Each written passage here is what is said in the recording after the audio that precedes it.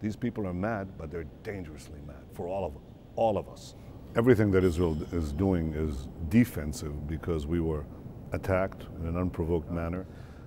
They're saying Israel is only the first target. Hitler said the Jews are only the first target. Next, the world.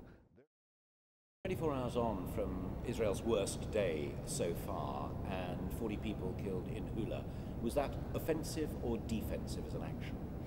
Everything that Israel is doing is defensive because we were attacked in an unprovoked manner by Hezbollah that openly declares, as does its patron and supporter Iran, that it's out to finish the state of Israel. So the language of the UN resolution that makes the distinction between offensive and defensive means you retain carte blanche? Oh, I don't know. I mean, I've spent quite a few years at the UN and language is flexible there, and I don't even know what the final draft will look like when it comes to be tabled and voted on. But I think the wording is one thing, the reality is another. There's a perfectly good UN resolution today. It's called Resolution 1559. It called correctly for the disarming of Hezbollah after Israel left every square inch of Lebanon. We kept our part, they didn't keep their part, stockpiled rockets, and they're now rocketing our cities. You talked correctly about the fact that this was the worst day. I heard the sirens on TV. They were eerily reminiscent of the sirens that you heard in this city, in London. The number of rockets is almost the same. The V2 rockets and V1 rockets that the Germans fired at you numbered about 4,000. Israel is fast approaching 4,000 rockets. And Hezbollah and Iran, like Hitler, are quite open about their goals. They're going to destroy us if they can. But they're also saying, and no one's listening to them, listen to these people the way you should have listened to Hitler at the right time. They're saying Israel is only the first target. Hitler said the Jews are only the first target. Next, the world. They're saying they want to resurrect a fantastic, twisted vision of an Islamic empire. We're the first target, you're next. Then in that sense, Hezbollah is not your target. Your real target, if you had the political will and the diplomatic strength, is Iran, is Syria. Not ours. Not ours, Israel. Ours, free civilization. This is not a battle between Israel and Hezbollah, a tribe. Israel is a normal Western country seeking to defend itself against rockets. The last time we saw rockets on a city like this is in London. The response that Britain had under Churchill was to level the towns of Germany and cities. Israel is not doing even a fraction of that, and I don't fault Churchill for doing what he had to do. The main thing to understand, it wasn't a battle of Hitler and the Jews, it was a battle of Hitler and the world. It's not a battle now of Shiite militancy and Israel, it's a battle of Shiite militancy and the West. They attack us and they say so.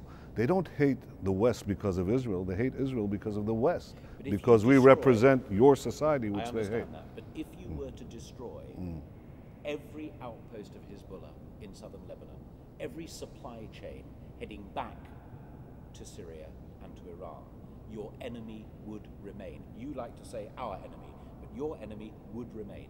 Our enemy, our common enemy would remain, and therefore there ought to be a division of labor. That is, the international community led by the United States and Britain and responsible other governments should press enormous pressure, place enormous pressure on Iran and its way station Syria to cease and desist this aggression and to stop, by the way, the production of nuclear weapons in Iran. I think this is a must.